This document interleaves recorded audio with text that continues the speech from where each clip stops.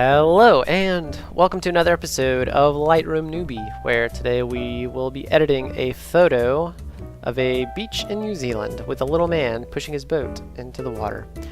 And this image was provided by Mr. or Mrs. Capponz. I won't assume your gender. So thank you, Mr. or Mrs. Capponz, for this lovely image. And today we are going to be going over how to add fog to your image. And I was going through my normal editing process when I figured, it might be good to have like an early morning fog effect kind of on the horizon here with these mountains.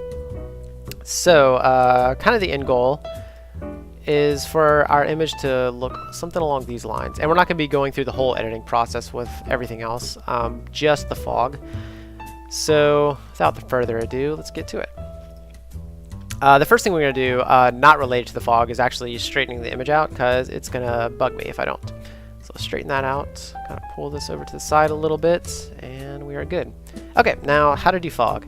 The way I do fog, at least for this image, is I use the brush tool up here. And by default, if you look at the brush options right where my mouse is pointing, feather, flow, and density, I believe, will all be at 100% whenever you first select these by default.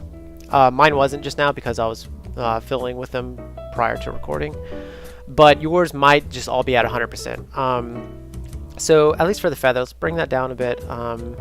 And you might always use flow and density at 100%, but in this case, at least for fog, we don't want to do that. And I'll kind of show you why. Let's put the mask on, or yeah, there we go. And okay, flow at 100% kind of looks something like this. It's kind of like you have a marker, and it's full of ink, and it's going to make a very, very dense center. It's going to be very, very dark. So say you've been using that marker for a while now, and it's about half. It's almost empty. So the flow, it's kind of like it's going to make a very faded look. But you're like, I want to get this denser because it looks like crap. So you just keep going over it until it looks denser and denser. So it kind of matches that look of 100% flow now. So we basically want to use a flow with about like the markers kind of getting empty. So it basically gives the fog a little bit more of a natural look.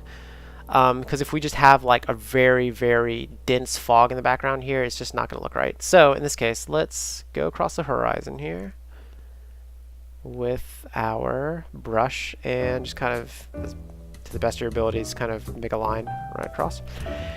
And basically, let's press O to get rid of that. The way I added fog was basically just the dehaze tool here. So we're going to take the dehaze tool and just pull it back.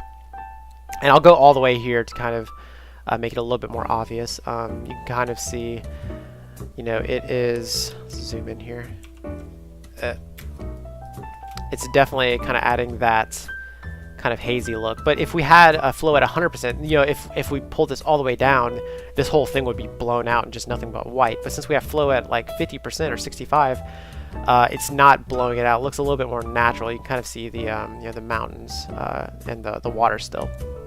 So we'll kind of put dehaze at about -63 there, and you can kind of see there's like a nice haze to the whole image now, or at least to the mountains back here.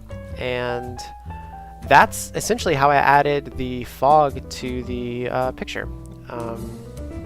It's about that simple. And there's many other methods to doing it, but at least in this particular instance, that is how I went about doing it. So I'm going to say the typical shout outs that most YouTubers say now. Leave a like, subscribe, and I don't know, sign up for my mailing list. I don't have a mailing list, just kidding. I didn't know what else to say.